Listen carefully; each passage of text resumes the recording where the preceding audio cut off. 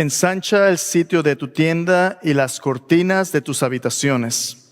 Sean extendidas, no seas escasa. Alarga tus cuerdas y refuerza tus estacas. Porque te extenderás a la mano derecha y a la mano izquierda, y tu descendencia heredará naciones y habitará las ciudades asoladas. Estas son las palabras del profeta Isaías en Isaías 54, versículos de 2 al 3. Estos versículos son los versículos que William Carey basó su sermón en 1730 en una ciudad en Inglaterra, donde él presentó la razón por la cual los cristianos de su tiempo debían alcanzar a otros con el evangelio. Él vivía en una comunidad donde las personas creían de una manera muy fuerte en la presencia y provisión soberana de Dios, pero ellos se habían vuelto personas cómodas que disfrutaban la bendición de la salvación y se les olvidaba que el evangelio Dios lo había mandado para llegar hasta lo último de la tierra. Estos eran cristianos que tenían su iglesia, eran cristianos que vivían cómodamente en un tiempo de prosperidad, aunque había necesidad, pero estaban cómodos. El resto del mundo puede rodar, pero siempre y cuando yo esté bien, estamos bien. Y Carey vino predicando que la voluntad de Dios es que la familia de Dios extendiera sus tiendas. Como Dios lo había dicho a los profetas, Dios había dicho desde Abraham, Isaac y Jacob que Dios iba a bendecir a las naciones a través de ellos. Y él predicó un sermón ese domingo al que pocos respondieron. No fue recibido con mucho ánimo ni mucho aplauso, pero ese día Dios inició el movimiento misionero moderno. Carey pasaría 40 años más tarde después en ministerio en la India. Y allí en la India él empezó un instituto bíblico, él tradujo la Biblia a diferentes dialectos en India y preparó muchas partes en traducciones de libros del Nuevo Testamento y del Antiguo Testamento parcialmente en diferentes idiomas. Carey era una persona humilde de pocos recursos. Su oficio era ser zapatero, reparaba zapatos. Y en su tiempo libre y por su propia cuenta, él se enseñó a sí mismo griego y hebreo y un montón de idiomas para compartir el evangelio con otras personas. Y él decía, yo no tengo mucho, pero lo que tengo es de Dios y lo que yo puedo hacer es perseverar. Siempre y cuando yo persevere, Dios va a hacer su obra con lo poco o lo mucho que me dé. Por los siguientes 40 años, él se fue a la India y allí trabajó con muy escasos recursos. Había situaciones tan difíciles que en una ocasión perdieron uno de sus hijos. Su esposa casi se volvió loca por las necesidades que ella vio en el campo misionero, pero aún así, Carey perseveró. Su primer convertido tomó 4 años y al final de su vida no vio miles y multitudes de personas viniendo a la fe, vinieron unos cuantos, pero a través de Carey el movimiento misionero moderno comenzó y aún muchos de nosotros hoy estamos aquí porque alguien nos alcanzó con el evangelio a través de su vida y su testimonio. Ensancha el sitio de tu tienda y las cortinas de tus habitaciones sean extendidas. No seas escasa, extiéndete. ¿Qué tan grande es tu tienda? ¿Qué tan grande es tu tienda? Como iglesias, cada iglesia es diferente, pero como familias también, ¿no? ¿Cómo es nuestra tienda y cómo hacemos espacio para la presencia de Dios y para la presencia de otros que no conocen a Dios? ¿Vivimos simplemente para nuestra comodidad y confort? ¿O estamos dispuestos a que Dios extienda nuestras tiendas un poquito más, a pesar de que nos cueste aún a veces nuestra propia vida? ¿Qué te está costando extender tu tienda? ¿Te está costando tu tiempo? A lo mejor te está costando tu dinero. ¿Te está costando tus talentos? ¿Estás sirviendo al Señor para extender la tienda del Señor? Algunas veces las iglesias, en lugar de centros misioneros que equipen a los creyentes para alcanzar a otros, se convierten en clubs, donde estamos conectados unos con otros y me la paso bien con mis amigos, pero no pienso en aquellos que necesitan al Señor. Y Dios nos dice, extiende tu tienda, ensánchala, porque va a haber necesidad en la vida de otros de la presencia de Dios. Hemos estado en el libro de los Hechos estudiando acerca de cómo Dios nos ha llamado a ser, en ciertos sentidos, incómodos. Dios nos va a incomodar para poder llevar a cabo la visión de traer el evangelio hasta lo último de la tierra. Lo último de la tierra en la Biblia es un lugar inhóspito. Lo último de la tierra en la Biblia es un lugar incómodo, lleno de retos y de personas que no nos gustan, pero a los que Dios nos está llamando a amar y alcanzar con el evangelio. Extiende tu tienda, porque es tiempo de alcanzar a aquellos que están lejos de Dios. ¿Cómo es que Dios lo va a hacer? Bueno, en el libro de los Hechos, vimos en Hechos capítulo 1, versículo 8, que Jesús les dijo: cuando venga el Espíritu Santo sobre ustedes, ustedes van a ser mis testigos. Y van a ser testigos en Jerusalén, Judea, Samaria y hasta lo último de la tierra. Lo que comenzó en Jerusalén comenzó a extenderse, a veces incluso a través de la persecución. Pero como hablamos la semana pasada, aún aquellos que son más recalcitrantes y que odian a Cristo, Dios no se da por vencido y pueden convertirse. La historia del apóstol Pablo, ¿te acuerdas? Dios rescató al apóstol Pablo y le dijo a Ananías: yo le mostraré cuánto le es necesario padecer por amor de mi nombre. Dios, a través del apóstol Pablo, alcanzaría a las naciones hasta lo último de la tierra. Pero antes de que Pablo pudiera ir a ese ministerio, Dios tenía que preparar a su iglesia. ¿Para qué? Para que cuando las personas vinieran convertidos a Cristo pudieran encontrar una comunidad que pudiera crecerlos, pudiera discipularlos y madurarlos para seguir multiplicándose. A veces el reto más grande para la multiplicación espiritual es la iglesia misma. ¿Cómo te sientes tú cuando vas a una iglesia por primera vez y nadie te saluda? Y nadie te da la bienvenida. Y a veces tú tratas y vas a saludar a alguien y ya están platicando con tus amigos y te hacen ¿cómo te sientes tú? No se siente bien, ¿verdad? Se siente mal. Algunas veces vemos a la iglesia como un club social donde simplemente hacemos amistad o nos la pasamos bien, pero se nos olvida que la iglesia realmente es un cuerpo de creyentes donde Dios nos está equipando para alcanzar a otros, para servir a otros, aun aquellos que nos caen gordo. Mira, voltea alrededor. Apunta al hermano que te cae más gordo que no te creas, no lo apuntes, no lo apuntes, ¿verdad?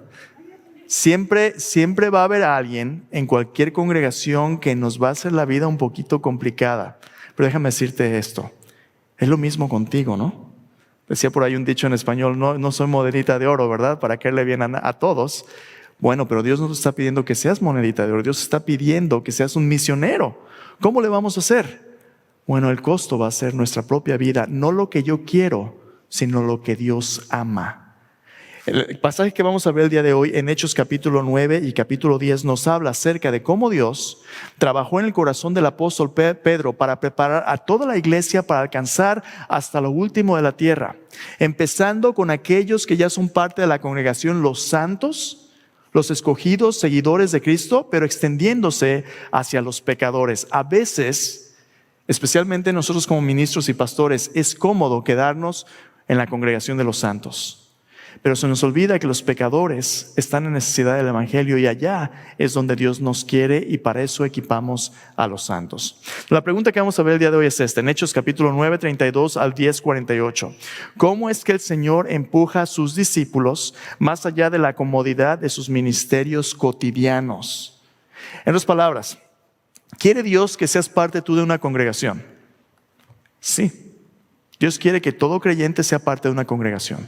¿Quiere Dios que tú le sirvas en una congregación? Sí, Dios quiere que descubras tus talentos y dones y que le sirvas a Él.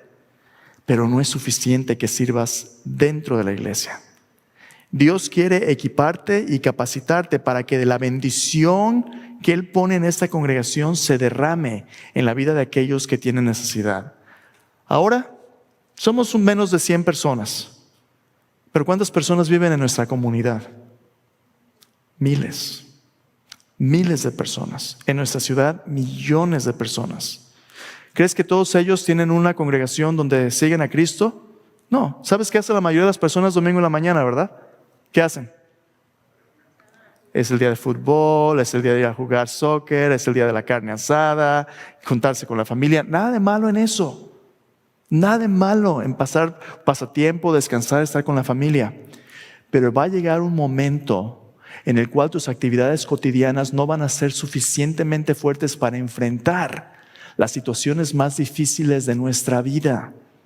¿Qué va a pasar cuando la crisis llegue a tu vida? ¿Qué va a pasar cuando la enfermedad, cuando el dolor, cuando la muerte, cuando el pecado, cuando los problemas lleguen a tu vida? ¿Quién va a estar a tu lado? ¿Quién va a estar a tu lado? Alguien nos ha dicho que los verdaderos amigos se conocen en los funerales y en los hospitales, no en las fiestas. A las fiestas, dicen por ahí, a la gorra no hay quien corra, ¿verdad? Si hay carne asada, si hay que beber, todo el mundo va a ir y es su mejor amigo. Pero como el hijo pródigo, cuando se te acaba el dinero, cuando se te acaba la diversión, ¿quién se queda contigo? Todo el mundo se va a otra fiesta. ¿Quién va a estar contigo en los momentos de mayor necesidad? Si no haces Cristo el fundamento de tu vida, tu casa se va a ver bien bonita, pero va a estar fundada sobre la arena y se la va a llevar el agua. Nuestro ministerio tiene que ir más allá de las cosas rutinarias, a una relación personal con Cristo, donde Él nos revive, donde Él nos sana, pero no solamente eso, donde su bendición se derrama en la comunidad hasta alcanzando a aquellos que nos caen gordos. Vamos a ver cómo sucede esto en la vida del apóstol Pedro el día de hoy. Hechos capítulo 9, versículo 32 al versículo 48 del capítulo 10.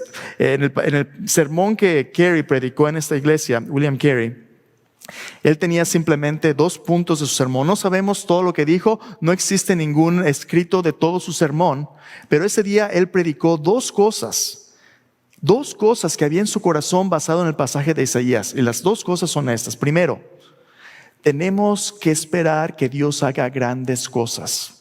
Cuando Dios está presente en medio de su pueblo, tú tienes que venir delante de Dios esperando que Él actúe y que Él se manifieste. Cuando Él se manifiesta, grandes cosas suceden.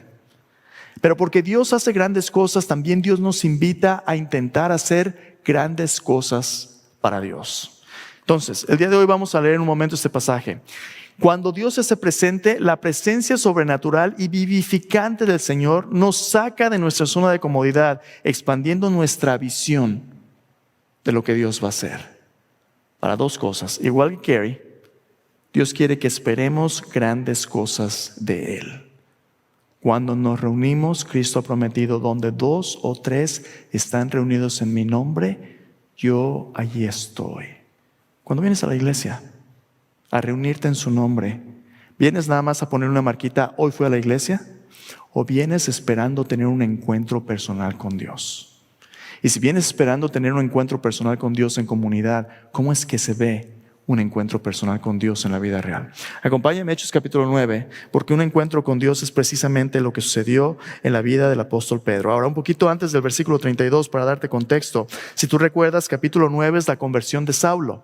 Saulo era un perseguidor de la iglesia y por la persecución, el evangelio se había extendido de Jerusalén a Judea y a Samaria. Dios se había llevado el evangelio a alcanzar a aquellos que eran considerados impuros y no bienvenidos en Jerusalén. Pero Dios da la bienvenida a aquellos que otros rechazan.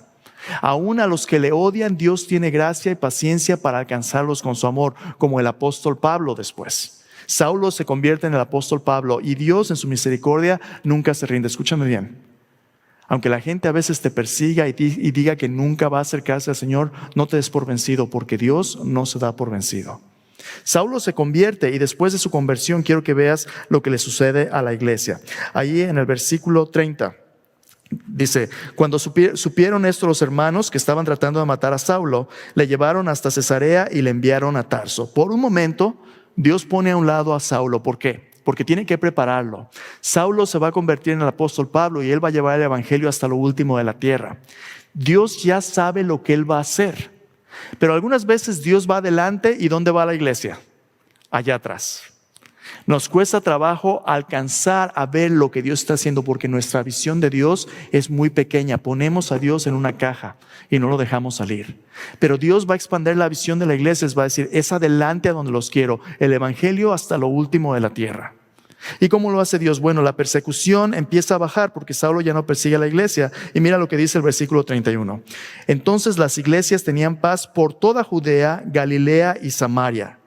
¿Te fijas? Ahí va el evangelio. Ya hay iglesias, no nada más es la iglesia en Jerusalén. Ya hay congregaciones alrededor de Jerusalén, dice. Eran edificadas andando en el temor del Señor y se acrecentaban fortalecidas por el Espíritu Santo.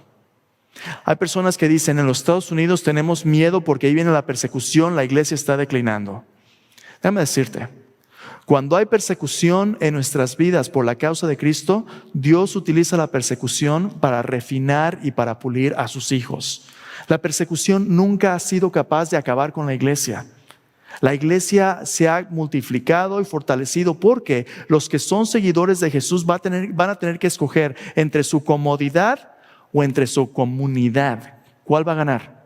¿Vas a permanecer en comunidad con Cristo, unido al cuerpo de Cristo, o te vas a sentar cómodamente en tu casa nada más y dejar que las cosas rueden? Cuando hay persecución, Dios utiliza la persecución para que escojamos a Cristo. Y en este tiempo las iglesias están creciendo, se están multiplicando. Y entonces Dios empieza a trabajar ahora con el apóstol Pedro. Mira lo que sucede. Primero, ¿cómo podemos esperar grandes cosas de Dios? Cuando nos reunimos en su nombre, Dios se hace presente. Quiero que vean lo que sucede. Versículo 32. Aconteció que Pedro, visitando a todos, vino también a los santos que estaban en Lida. Halló allí a uno que se llamaba Eneas, que hacía 8 años que estaba en cama, pues era paralítico. Y le dijo Pedro: Eneas, Jesucristo te sana, levántate y haz tu cama. Y enseguida se levantó. Le vieron todos los que habitaban en Lida y en Sarón, los cuales se convirtieron al Señor. Había entonces en Jope una discípula llamada Tabita, que traducido quiere decir Dorcas. No nos ayudó mucho, ¿verdad? Dorcas y Tabita son dos nombres que significan gacela. Uno es en arameo y otro es en griego. Dice, esta abundaba en buenas obras y en limosnas que ésta hacía. Aconteció en aquellos días que enfermó y murió, y después de lavada la pusieron en una sala. Como Lida estaba cerca de Jope, los discípulos, oyendo que Pedro estaba allí, le enviaron 2 hombres a rogarle: no tardes en venir a nosotros. Levantándose entonces Pedro fue con ellos, y cuando llegó le llevaron a la sala, donde le rodearon todas las viudas llorando y mostrando las túnicas y los vestidos que Dorcas hacía cuando estaba con ellas. Entonces, sacando a todos, Pedro se puso de rodillas y oró, y volviéndose al cuerpo dijo: Tabita, levántate. Ella abrió los ojos y al ver a Pedro se incorporó, y él, dándole la mano, se levantó. Entonces, llamando a los santos y a las viudas, la presentó viva. Esto fue notorio a toda Jope, y muchos creyeron en el Señor. Aconteció que se quedó muchos días en Jope, en casa de un cierto Simón, curtidor. ¿Qué es lo que Dios hace cuando sus siervos esperan que Él se haga presente en una congregación? En estos últimos versículos que leímos vemos 2 milagros de sanidad y de vida. El primero de ellos, un hombre paralítico es sanado por completo en la presencia de los creyentes. La segunda es la resucitación de una persona que había muerto. Discípulo, un seguidor de Cristo. No sabemos si Eneas era un discípulo, no se nos dice, pero de Tabita, de Dorcas, sabemos que ella era un seguidor de Cristo Jesús. ¿Cómo debería de ser nuestra expectativa acerca de Dios en una reunión? Hermanos, 2 cosas que Dios quiere hacer cuando sus hijos se reúnen es sanidad y avivamiento. Avivar significa revivir, dar vida. Sanidad y avivamiento. A ver, pastor, ¿qué quieres decir con esto? ¿Quieres decir que Dios puede sanarnos así como hizo con Eneas? Es la pregunta incorrecta, ¿verdad? ¿Por qué razón? ¿Puede Dios sanar? Dios puede hacer lo que a Él bien le plazca. Dios creó los cielos y la tierra con el poder de su palabra. Dios puede hacer lo que Él quiera. Él es Dios. Dios puede sanar, Dios puede crear, Dios puede traer vida aún de la muerte. Dios es Dios. Pero hay una gran diferencia entre lo que Dios puede hacer y entre lo que Dios hace. En ningún lugar en la Biblia Dios ha prometido sanarnos aquí antes de que el reino regrese incondicionalmente de todo sufrimiento o toda deuda. Dios no ha prometido hacernos todos hermosos y ricos. Dios no ha prometido en ningún lugar un evangelio de prosperidad incondicional de este lado del reino. Incluso algunas veces la enfermedad cumple sus propósitos. ¿Recuerdas en el Evangelio de Juan? Un hombre ciego de nacimiento. Los discípulos preguntan: ¿quién pecó, este o sus padres, para que naciera ciego? Jesús dijo: no es que pecaron estos sus padres, sino para que las obras de Dios sean manifiestas en él. Algunas veces la enfermedad incluso encaja en los propósitos de Dios. ¿Cómo? Yo no sé. Dios sí sabe, pero podemos confiar en Dios. Dios no ha prometido que siempre nos va a sanar, pero la Biblia sí nos dice claramente, de tapa a tapa, que algunas veces Dios soberana y voluntariamente decide intervenir en nuestras vidas de una manera milagrosa, y que no es pecado ni es equivocado esperar que Dios nos escuche y atienda, algunas veces aún incluso de manera sobrenatural. Cuando tú vienes a Dios, Dios nos invita a pedirle, y a pedirle conforme a su voluntad. Dios espera que tú conozcas el carácter de tu Dios y su palabra. Dios espera que tú conozcas quién es Él y lo que Él puede hacer. ¿Puede Dios sanarnos? Amén. Dios puede hacer lo que Él quiera. ¿Está obligado Dios a sanarnos? No, Dios no está obligado a sanarnos siempre. Pero si tú traes tu petición delante de Dios, ¿la toma Dios en serio? ¿Y es posible que Dios nos sane? Absolutamente. Mira, Santiago nos dice cómo debería de ser este proceso. En Santiago capítulo 5, mira lo que Santiago nos dice. Dice, Santiago capítulo 5, versículo 13, dice así: ¿está alguno entre vosotros afligido? Haga oración. ¿Está alguno alegre? Cante alabanzas. ¿Está alguno enfermo entre vosotros? Llame a los ancianos de la iglesia y oren por él, ungiéndole con aceite en el nombre del Señor. La oración de fe salvará al enfermo y el Señor lo levantará, y si hubiera cometido pecados, le serán perdonados. Confesaos vuestras ofensas unos a otros, orad unos por otros para que seáis sanados. La oración eficaz del justo puede mucho. Muchas veces nuestros problemas tienen una raíz espiritual. ¿Y qué es lo que Dios dice? Hagan su tarea. Cuando alguien está enfermo, cuando alguien está sufriendo, pónganse a orar, examínense para ver cuál es la causa. Vengan juntos, traigan sus cargas a Dios, llamen a los ancianos para discernir juntos, únjanlo con aceite. El aceite es un símbolo de la presencia de Dios, pero también era un elemento básico de un botiquín en el primer siglo, una medicina básica. Use su medicina, depende de Dios, ore y examínese y confiese sus pecados. Si tiene alguno, confiéselos, porque algunas veces la enfermedad puede tener una causa de pecado, sea física, emocional o espiritualmente. Traiga sus cargas a Dios y en fe confíe en la provisión de Dios. Pero aquí viene la cosa: muchas veces nuestra expectativa se queda corta. ¿Qué tal si Dios quisiera de hecho sanarnos sobrenaturalmente? ¿Le pedimos? Santiago nos dice, a veces ustedes no tienen porque no piden, y cuando piden mal para gastar en sus deleites. ¿Cómo deberíamos orar? Conforme a la voluntad de Dios por sanidad, así como Pedro lo hizo. Yo no sé qué diálogo sucedió entre Pedro y Dios en cuanto a Dorcas, pero de alguna manera Dios le dio a Pedro la sabiduría para decir, va a resucitar. Cuando tú y yo oramos, Dios quiere que nosotros le pidamos y le digamos, Señor, tengo esta necesidad en mi espíritu, en mis emociones, en mi cuerpo. Señor, sáname si es tu voluntad. Hágase tu voluntad, no la mía. Dios quiere atendernos para que podamos escuchar su voluntad. Y ahí, al hacer su voluntad, tú dale a Dios la oportunidad de responder como Él quiera. No condiciones a Dios, pero espera que Dios surja y traiga vida y sanidad. Ahora, hace una semana estuve yo aquí en un servicio. Tuvimos un servicio de un funeral. Y en este funeral, ¿todo bien, hermano? Ok, muchas gracias. A veces hay algún niño que tiene alguna necesidad o algo, pero aseguramos que esté bien. Estamos en un funeral para nuestro hermano que tocaba el bajo, falleció. ¿Y qué estoy pensando?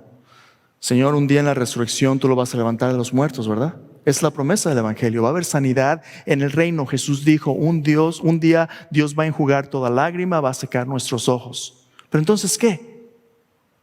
La verdad, nunca hubiera cruzado por mi mente que Dios pudiera levantar a Bruce entre los muertos en ese momento. Pero ¿qué si Dios hiciera algo así? ¿Sabes qué pasaría? Tu pastor caería muerto a un lado del susto. Porque te confieso, mis expectativas de Dios a veces son muy pequeñas, no son lo suficientemente grandes. Pero ¿qué es lo que Dios quiere? Dios quiere que nos demos cuenta que nuestro Dios no es un Dios que podemos poner en una cajita y si tenemos alguna carga, traerla a Él. ¿Y qué tal si Dios nos sorprende con su presencia sanando y vivificando aquello por lo cual ya nos habíamos dado por vencido? No te des por vencido, Dios todavía está obrando. Aquí en la iglesia es donde Dios quiere derramar su poder. Ahora, escúchame bien. Algunas veces Dios nos dice sí y nos sana. Algunas veces Dios dice no. Algunas veces Dios dice espera tantito. Jesús no sanó a todos los enfermos, no levantó a todos los paralíticos, no levantó a todos los muertos de su tiempo. Pero hubo algunos que sí lo hizo. A ver, pastor, espera tantito. ¿Me estás diciendo que Dios todavía está sanando gente así, levantando muertos? Si tú examinas un poquito la literatura en el campo misionero, hace unas semanas te traje unos libros, el libro de Milagros, ¿verdad? Craig Keener. Craig Keener es un estudioso del Nuevo Testamento, es un doctor que enseña en una universidad. Él ha documentado casos de sanidad e incluso de resucitación que siguen sucediendo sin explicación alguna. A lo mejor tú me puedes decir, no estaba realmente muerto, regresó porque tenía un infarto. Yo no sé. Pero el punto es este: ¿estás esperando que tu Dios sea real? ¿O simplemente estás moviéndote a través de la cotidianidad del ministerio y la religión? Pedro, en este momento, empieza a moverse de Jerusalén. Dice, se fue a las regiones de Lidia, luego Jope. ¿Qué está sucediendo? Si ves un mapa, Jerusalén está aquí y Pedro se movió de Jerusalén casi al borde del mar Mediterráneo. Pedro se está moviendo fuera de su comodidad porque Dios está trabajando con su poder. Pero aquí está la cuestión. Cuando Dios vierte su poder en la iglesia, a veces es fácil regocijarse en lo que sucede aquí, las grandes historias de sanidad, las grandes historias de vivificación. Pero ¿qué pasa cuando Dios nos dice, ahora te voy a enviar porque ya te demostré lo que puedo hacer, te voy a enviar a donde no quieres? Hermanos, si Dios nos sanara aquí, si Dios hiciera un milagro así como esos versículos, ¿te daría gusto? Todos lo celebraríamos, ¿verdad? Y de hecho Dios ha hecho cosas aquí increíbles con algunas personas, lo celebramos. Pero ¿qué cuando Dios nos dice, te voy a enviar a donde tú no quieres ir? Dios usó a Pedro para esos milagros, porque ellos esperaban grandes cosas de Dios. Pero cuando Dios hace grandes cosas, ahora Dios quiere una cosa más. Dios quiere que intentemos grandes cosas para Él. Y aquí es donde viene lo bueno. Dios nos va a llevar a donde no queremos. Mira lo que le sucede al apóstol Pedro. Ahí al final, en el versículo que leímos, versículo 43, dice, aconteció que se quedó muchos días en Jope, en casa de un cierto Simón, curtidor. Mantén eso en mente porque esto va a ser importante en el capítulo 10.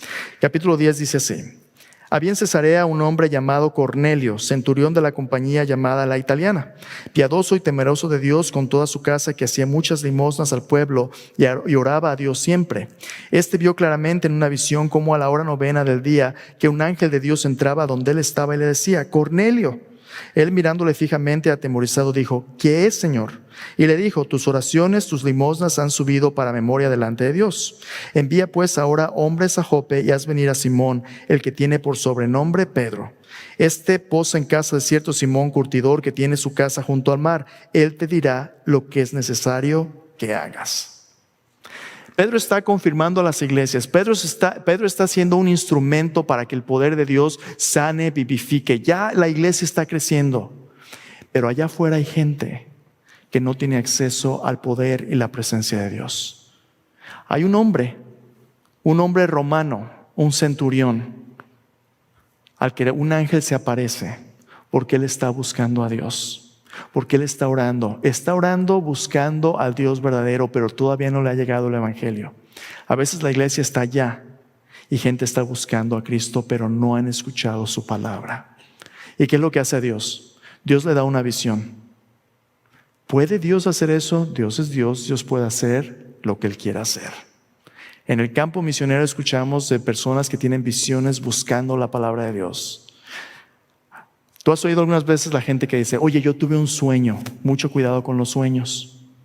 Dios pudiera hablar a alguien a través de un sueño, sí, Dios pudiera hacerlo. Pero cuando un sueño contradice lo que Dios dice en su palabra, ahí hay un problema.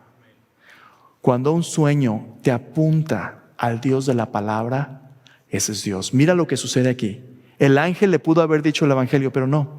El ángel le dijo, ve y busca a Pedro, porque Pedro te va a hablar la palabra de Dios. Las visiones siempre apuntan a la obra de la iglesia. ¿Por qué? Porque a veces la iglesia está muy cómoda. La iglesia se contenta con el poder de Dios dentro de los muros y a veces nos fallamos en llevar el evangelio hasta lo último de la tierra. Y Dios le dijo a Cornelio, busca a Pedro para que él te diga las palabras de Dios. ¿Qué sucede? Pedro está siendo preparado. Mira lo que dice en el versículo 7. Ido el ángel que hablaba con Cornelio, llamó a 2 de sus criados y un devoto soldado que le asistía, a los cuales envió a Jope después de haberle contado todo. Al día siguiente, mientras ellos iban por el camino, se acercaban a la ciudad, Pedro subía a la azotea para orar cerca de la hora sexta. Y tuvo gran hambre y quiso comer. Pero mientras le preparaban algo, le sobrevino un éxtasis. Y vio el cielo abierto, que descendía algo semejante a un gran lienzo, que atado de las 4 puntas era bajado a la tierra, en el cual había de todos los cuadrúpedos terrestres y reptiles y aves del cielo. Le vino una voz, levántate Pedro, mata y come. Entonces Pedro dijo, Señor, no, porque ninguna cosa común e inmunda he comido jamás. Volvió la voz de él la segunda vez: lo que Dios limpió, no lo llames tú común. Eso se hizo 3 veces, y aquel lienzo volvió a ser recogido en el cielo. Mientras Pedro estaba perplejo dentro de sí sobre lo que significaba la visión que había visto, he aquí los hombres que habían sido enviados por Cornelio, los cuales, preguntando por la casa de Simón, llegaron a la puerta. Llamando, preguntaron si moraba allí un Simón, que tenía por sobrenombre Pedro. Mientras Pedro pensaba en la visión, le dijo el Espíritu: he aquí 3 hombres te buscan. Levántate pues y desciende, y no dudes en ir con ellos, porque yo los he enviado. Algo que tienes que saber para entender este capítulo es esto: los peores enemigos de los judíos en este tiempo eran los romanos. Los romanos que oprimían a los judíos y los esclavizaban bajo el dominio romano. Los romanos eran consideradas personas inmundas, impuras. Los gentiles, los que no eran judíos, los judíos, algunos de ellos les llamaban los perros. Esos eran sus peores enemigos. Eran considerados ceremonialmente impuros, no podían ir al templo. Estaba prohibido, había muros y había señalamientos que decían: bajo pena de muerte, no pasen de aquí. Tenían impedidas la presencia de Dios. Pero Pedro había estado escuchando cómo Cristo llevaba el evangelio para alcanzar aún aquellos que eran considerados indeseables, como los samaritanos. ¿Te acuerdas? Dios rompió esa barrera. ¿Sabes dónde estaba quedando Pedro? Ahí dice: en la casa de Simón, un curtidor. ¿Qué es un curtidor? Alguien que hace curtidos como fruta en vinagre. No. Un curtidor es una persona que trabaja con pieles. ¿Sabes con qué trabaja un curtidor? Con cadáveres de animales, engusanados, malolientes, con muerte. Simón el curtidor es una persona que vive en un ambiente de muerte. Los rabinos decían que los curtidores eran personas que no podían vivir con el pueblo, tenían que vivir en las orillas de la ciudad porque eran impuros ceremonialmente. Tenía que haber agua donde pudieran limpiarse. Esta persona es una persona que es víctima del ostracismo de su comunidad, es empujada afuera, es indeseable. Pero Pedro sabe que Dios ama a los indeseables. Y él está dispuesto a quedarse ahí. Pero nunca en la mente de Pedro se imaginó cuánto Dios ama a los que otros odian. Y Dios le dice: Pedro, te voy a llevar a un lugar que te va a volver bien incómodo, con los peores enemigos de Israel. Porque aún entre los peores enemigos, Dios está buscando personas que vayan a ser parte de su familia. Y Pedro no entiende. Mira qué interesante. ¿Qué fue lo que Dios le dio? Una nueva visión. Una visión de un hambre. No hambre de comida, sino un hambre de la palabra de Dios. Hay gente que está buscando desesperadamente a Dios, pero no tienen la palabra de Dios. No han oído el evangelio. Y tú y yo tenemos montones de Biblias empastadas en piel y no las abrimos. Y no las leemos. Tenemos hasta en audio y no les ponemos atención. Tenemos un montón de folletos evangelísticos y no los compartimos. Y hay gente que se está muriendo pensando que se va a ganar el cielo por sus buenas obras, y por las obras nadie va a ser justificado. Hay gente que hace mandas con pencas de nopal caminando en procesiones. Las hay. Pensando que tienen que pagarle a Dios algo que le deben, cuando no se dan cuenta que el que ya ha pagado es Cristo Jesús. ¿Y quién les va a decir? Dios le da una visión a Pedro y le dice: levántate, yo los he enviado. Versículo 21 dice: entonces Pedro descendió a donde ellos estaban, los hombres que fueron enviados por Cornelio. Les dijo: aquí yo soy el que buscan. ¿Cuál es la causa por la cual habéis venido? ¿En serio, Pedro? Eres un pastor, Pedro, y te tienen que preguntar: ¿a qué te dedicas? Dicen: ellos dijeron: Cornelio, el centurión, varón justo y temeroso de Dios, que tiene buen testimonio en toda la nación de los judíos, ha recibido instrucciones de un santo ángel de hacerles venir a su casa para oír tus palabras. Entonces, haciéndoles entrar, los hospedó. Al día siguiente, levantándose, se fue con ellos. Le acompañaron algunos de los hermanos de Jope. Al otro día entraron en Cesarea. Cornelio los estaba esperando, habiendo convocado a sus parientes y amigos más íntimos. Cuando Pedro entró, salió Cornelio a recibirle, postrándose a sus pies, le adoró. Este es un pagano. Él no sabe quién es Dios, realmente está adorando a Pedro. Y Pedro se le levantó diciendo: levántate, yo mismo también soy hombre, no me adores a mí. Hablando con él, entró y habló a muchos que se habían reunido y les dijo: vosotros sabéis cuán abominable es para un varón judío juntarse o acercarse a un extranjero, pero a mí me ha mostrado Dios que ningún hombre llame yo como uno inmundo, por lo cual al ser llamado vine sin replicar. Así que pregunto: ¿por qué causa me habéis hecho venir? Este es el colmo. Hay personas que dicen: yo doy testimonio con mi vida, no con mis palabras. Tu vida no es suficiente. Tiene que ser tu vida y tus acciones y tus palabras. Porque la gente va a pensar que nomás eres muy religioso, muy bueno, nunca va a escuchar el evangelio de Cristo. Tienen que ser ambas cosas. Y Pedro está ahí y le dicen, ¿para qué me quieren? Pedro, ¿no te envió Dios a dar el evangelio hasta el último de la tierra? ¿Por qué no se lo está dando? ¿Sabes por qué? Porque Pedro piensa que el evangelio es solo para los judíos. Y lo que Dios le estaba tratando de decir es que no, Pedro, ya no se trata de hacerte judío, no se trata de que sean de tu religión, se trata de una nueva comunidad de personas de toda lengua, toda nación, todo color de piel, en fe, por la fe en Cristo, una nueva familia. Y por fin a Pedro le cae el 20. Miren lo que dice. Versículo 40. Cornelio le dice, el ángel se me apareció, me dijo que te buscara para que tú me digas todo lo que Dios te ha mandado. Versículo 34. Pedro abriendo la boca dijo, en verdad comprendo que Dios no hace acepción de personas, sino que en toda nación se agrada del que teme y hace justicia. Dios envió mensaje a los hijos de Israel anunciando el evangelio de la paz por medio de Jesucristo. ¿Este Señor de quién? ¿De quién? ¿Aunque hablen inglés? ¿Aunque hablen español? ¿Aunque tengan color de piel oscura? ¿Aunque sean de la Ciudad de México? De donde sea usted, el idioma que usted hable, sea hombre o mujer, Él es Señor de todos. Vosotros sabéis lo que se divulgó por toda Judea, comenzando desde Galilea, después del bautismo que predicó Juan, cómo Dios ungió con el Espíritu Santo y con poder a Jesús de Nazaret, cómo éste anduvo haciendo bienes y sanando, escuche, sanando a todos los oprimidos por el diablo, porque Dios estaba con él.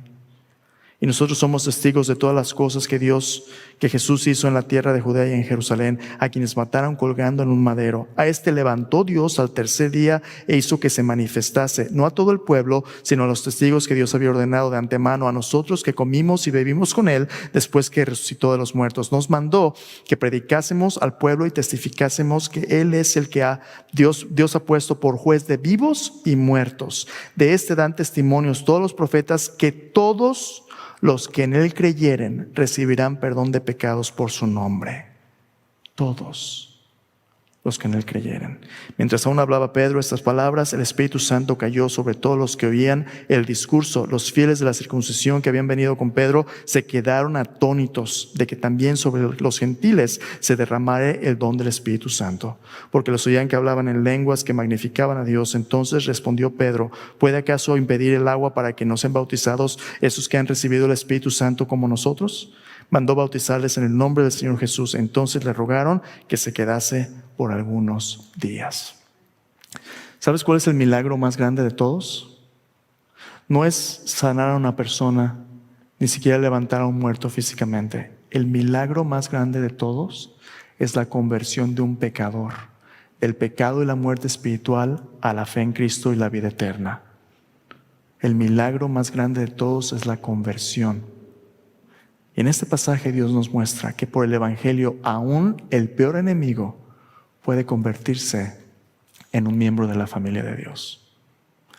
Hermanos, si tú esperas grandes cosas de Dios, Dios te va a pedir que intentes grandes cosas para Dios. Y la obra más grande que como iglesia podemos hacer es llevar el evangelio a aquellos que nosotros no quisiéramos llevar. ¿Quién es tu reto, tu Cornelio, tu Romano al que tú dijeras, con fulano? Nunca. Yo estaba en la secundaria cuando Cristo me alcanzó, tenía 14 años. Y siempre fui bueno en la escuela, excepto en una materia, matemáticas, en mi 8º grado. El maestro de matemáticas era pero terrible y me traía de lado y me fue pero como en feria. Yo no he odiado a mucha gente en mi vida, pero era alguien que yo le tenía mucho coraje. Después el Señor me alcanzó, me perdonó, me hice cristiano y un día fuimos a un retiro de jóvenes, a un congreso.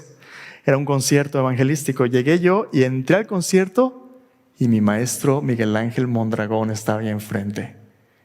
Y recuerdo mi primera reacción, Señor, no me digas por favor que Miguel Ángel se ha convertido aquí, hasta en el cielo lo voy a ver. Se convirtió en cristiano. ¿Sabes qué fue lo que el Señor me dijo? Si simplemente las personas que estuvieran aquí estuvieran por tus gustos, ni siquiera tú estarías aquí. Así como te perdoné a ti, lo perdoné a él. ¿Te ha perdonado Cristo ya a ti? Así como te ha perdonado a ti, Dios quiere perdonar a aquellos que tú nunca siquiera les dirigirías la palabra. ¿Sabes por qué? Porque Dios ama al pecador, así como te ama a ti. Del amor que Cristo te ha dado, de la sanidad que Cristo te ha dado, Dios quiere que compartas con aquellos que están perdidos, pero lo va a hacer a través de ti. ¿Sabes por qué? Porque tú sabes lo que se siente ser perdonado, ser sanado. Inclina tu rostro, ahí en tu lugar. A lo mejor tú vienes cargando algo en tu corazón que te tiene paralizado, así como Eneas. Tienes años paralizado porque Dios no lo ha sanado.